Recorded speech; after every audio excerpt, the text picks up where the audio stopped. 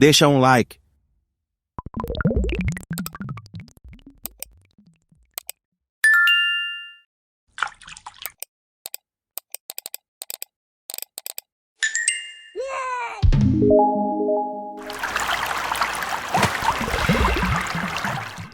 E muita gente aqui, cara, muita gente mesmo perguntando pra gente, pedindo pra gente falar um pouco do Submarino. Opa, vamos falar do Titanic, né? Então, explicar pra galera, né? A empresa lá é uma empresa que faz isso, tá, cara? Não é o primeiro mergulho desse submarino, não. Ele já tinha mergulhado várias vezes. E é um tipo de, sei lá, passeio, turismo, que eu posso dizer. Do mesmo jeito que a gente tá falando do Coronado, né? Pra gente que tem muito dinheiro, visitar embarcações naufragadas aí pelo mundo afora. O cara tem esse gosto, cara.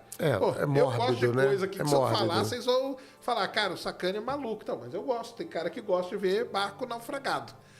E só que se paga muito caro pra isso. Esse submarino já tinha mergulhado aí. E aí ele foi mergulhar o Titanic, né? Pra ver o Titanic. O Titanic, o problema dele, cara, é que ele tá muito fundo, né? É uns 4 mil. 4 mil? Chega a 4 mil, né? 4 mil. 4 mil metros. Uma outra coisa que eu falo pro pessoal, o fundo do mar, cara, não é uma... Você vê no desenho, tudo liso, porque o cara não vai desenhar do jeito que é, cara. Ele faz um negócio liso e desenha o Titanic ali quebrado. O fundo do mar não é daquele jeito.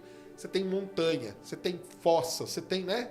É um negócio todo complicadíssimo o fundo do mar. Lembrem do acidente da Air France, quanto tempo demoraram para achar a caixa preta, porque ela estava enfiada num desses lugares aí.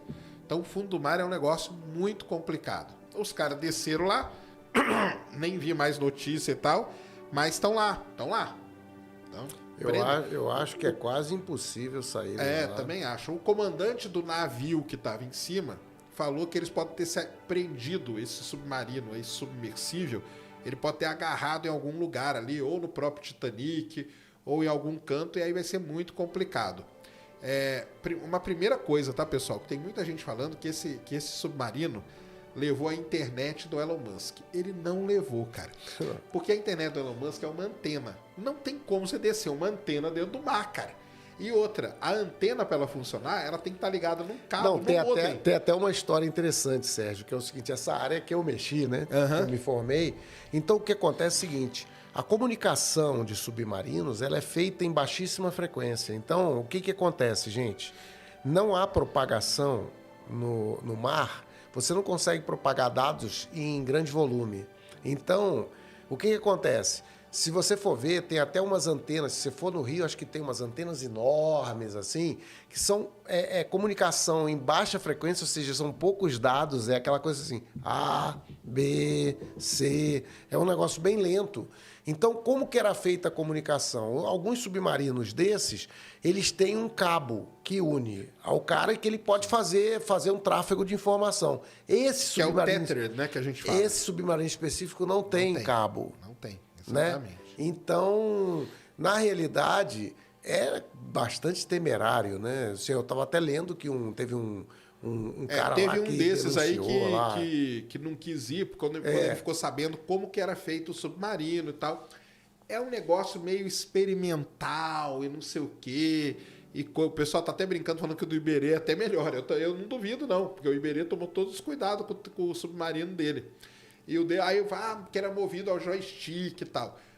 O ser movido ao joystick não tem nada, cara. Porque o cara meio que ele quis mostrar que a simplicidade que é aquele equipamento que ele fez. Não tem nem escotilha, porque os caras iam ver numa tela de computador também, né? Mas aí, como eu falei, cara, não vou entrar no mérito do gosto, porque gosto cada um gosta daquilo que gosta, entendeu? Agora, o problema é esse, né, cara? É você descer num negócio que não tem todas as especificações. E aí começa, já tô até imaginando, Sérgio, na hora que acharem, porque vão achar, né? Na hora que acharem o submarino, se ele estiver preso no Titanic, vai começar a maldição do Titanic. Maldição. Já arriscar aqui, meia dúzia que já escreveu. Esse navio é amaldiçoado. Ó, tá vendo? Esse navio é amaldiçoado. É isso mesmo, tem isso também. Então, assim, estão falando que amanhã parece que a França ela é muito desenvolvida em equipamentos para buscar coisas no fundo do mar. Vem 10 do Cousteau, né? Exatamente. Vem 10 do Cousteau lá. E parece que amanhã a França está levando um equipamento específico dela lá para poder vasculhar, para ver se ele tá preso ou não tá, se tá, o que aconteceu.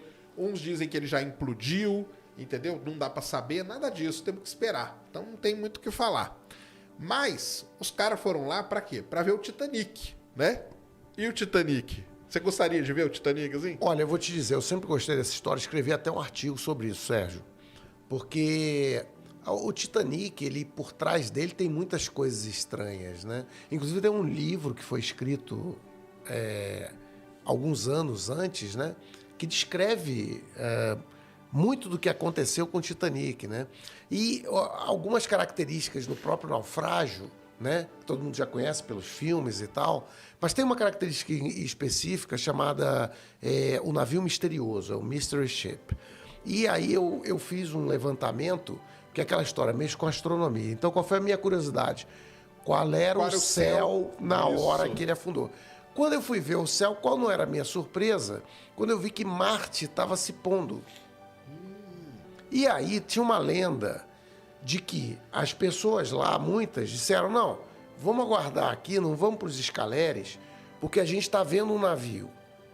Ah, entendi. Esse era um navio misterioso. Como ele estava abaixo no horizonte, parecia um farol de um navio. Exato. A minha suspeita, uma das suspeitas, é que é o seguinte, é que eles depois diziam assim, ele foi se afastando da gente. O que é se afastando? Exatamente. Foi se pondo, né, cara? E aí depois até denunciaram, porque eles acharam que era do Califórnia. Então, tipo assim, foi o comandante do Califórnia que foi embora. E, na realidade, depois, quando a gente achou o Titanic bem afastado da posição que ele fez o distress signal lá, o aviso, né? Porque foi o primeiro SOS, né? Sim. E aí, o que acontece? Hoje a gente sabe que não pode ter sido o Califórnia. Então, cara, será que foi algum outro navio que ninguém sabe quem foi? Então, eu escrevi até um artigo, tinha lá no meu site, sobre isso, mostrando o céu naquele momento. Qualquer um pode fazer, gente. Pega o Stellarium, coloca a data, a hora do navio e vê no céu o local e vê no céu exatamente como é que estava lá. Tá entendendo? Vocês vão ver as constelações, tudo direitinho. Então, essa história do Titanic, ela é uma história fantástica. Com relação a esse submarino, do que eu vi até hoje, vi alguma coisa... Bom, eu sinceramente acho que foi bastante irresponsável. Até tem uma pessoa lá que era um funcionário que denunciou, por exemplo, coisas assim absurdas. Tipo, a escotilha, ela só era aprovada a 1.500 metros de profundidade, o cara ia a 4.000, pô. Então, só por fora também. No caso a gente sabe que não foi a escotilha, porque, assim, supondo que esse bang-bang são os caras lá, na hora que arrebentou a escotilha, gente, ou alguma coisa assim, aquilo ali é instantâneo, não tem, ali a pressão é absurda. Então, o que acontece no final é que, infelizmente, parece que eles estão morrendo lá e eu não vejo como, ficaria muito surpreso que existisse tempo hábil, mesmo que se identificasse o navio, o objeto... Até chegar alguma coisa... É você chegar né? E como é que tu vai meter um... A não ser que eles tenham alguma coisa que meta um oxigênio ali, de repente, eu não sei. Mas acho que isso aí já vai ficar para a história. Realmente é uma situação complicada e tal. E isso aí o pessoal já comentou aqui, mas é que a imprensa falou, né? Que ele levava a Starlink, né? Mas a Starlink, ela tá no navio, em cima, entendeu? Tá ajudando pra caramba, porque tá dando conectividade pro navio. Se não fosse isso, não dava.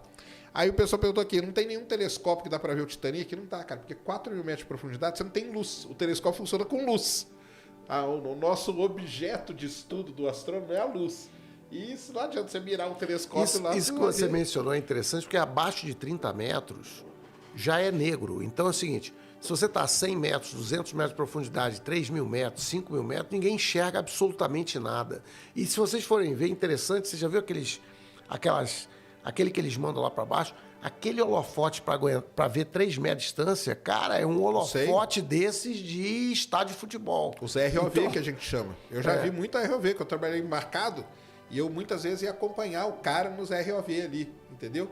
Descendo e tal, porque às vezes prende uma coisa, às vezes tem peixe que prende na árvore de Natal, que você chega com esse ROV, com a garrinha dele, dá uma cutucada pro peixe sair e ir embora, entendeu? Podia descer um negócio desse? Poderia, mas aí são pouquíssimos que aguentam. O problema do Titanic é isso, galera. Ele profundidade é 4 quilômetros, cara. Então aguentar a pressão de 4 quilômetros não é... Esses ROV aí que a Petrobras tem funciona a 2.500, 2.800 no máximo, entendeu? De lâmina d'água não chega a 4 quilômetros. É pressão violentíssima, cara. É uma pressão violentíssima. Não é qualquer coisa que aguenta, né? O Leonardo aqui falou assim, ó. Queria muito que a gente falasse do submarino e tal. Ele ficou encucado com uma coisa. Por que não tem um cabo? Por que ele não é tethered, né? Como a gente fala, né? Cara, não tem, porque é o tipo do submersível que o cara criou. Ele criou para ser um negócio independente, né? Exatamente. Ele não queria ficar amarrado a nada. Ele queria ter uma liberdade e tal. Então, é assim, não tem cabo, não é que é obrigado a ter cabo, né? O dele não tem, porque ele foi feito para ser desse jeito, né? Então, é isso. E uma outra coisa que ele perguntou aqui é como que os caras perderam a localização. Cara, localização disso aí é um negócio complicado, né? Porque, do mesmo jeito que o Cassera estava explicando, esse negócio do sinal se propagar galera, é muita água. É que eu acho que o pessoal não está entendendo, né? Que 4 quilômetros é água pra caramba. Não é fácil de entender, por exemplo, o cara que mora num lugar que tem montanha, vamos lá, o Pico do Jaraguá aqui, ou vamos falar no Corcovado, no Rio de Janeiro. A gente está falando, gente, de 6 corcovados de altura de água. Exatamente. Então o cara que chega ali e olha o Corcovado, diz, pô, imagina 6, um em cima do outro, e o Titanic tá lá embaixo. É isso aí. E uma coisa, né, o sinal do GPS, né, para se propagar... Não vai. Não propaga, então não tem isso, cara. Então não é porque o bilionário esqueceu de levar. Não é que ele esqueceu, porque não tem. Vamos dizer assim, um experimento, né? Que na verdade, na minha opinião, não devia ser feito, não. Mas, como falei, não vou discutir o gosto dos caras. Né? Ou faz um lugar, mergulha aí 50 metros, aqui na costa brasileira. Né? Eu digo pra você que nem 5 metros eu não ia aguentar num negócio desse. Não, né? Agora, por isso que os submarinos de verdade, se eles querem comunicar em grande quantidade de dados, eles têm que ficar perto do... Eles levantam uma antena assim, fica bem perto da água. Isso. Que aí levanta uma antena e consegue. Consegue fazer a comunicação. Consegue, debaixo não dá, cara. Não dá, entendeu? O Egner que fez uma pergunta legal, que falou que você falou bastante do Monte Palomar e tal, né? Aí ele falou aqui, ó, que a gente até falou no nosso curso lá. Como é que é o nome dele? Ele chama Egner. Pensei que fosse o Wegener das... Quase, da placa tectônica, das placas tectônicas, né?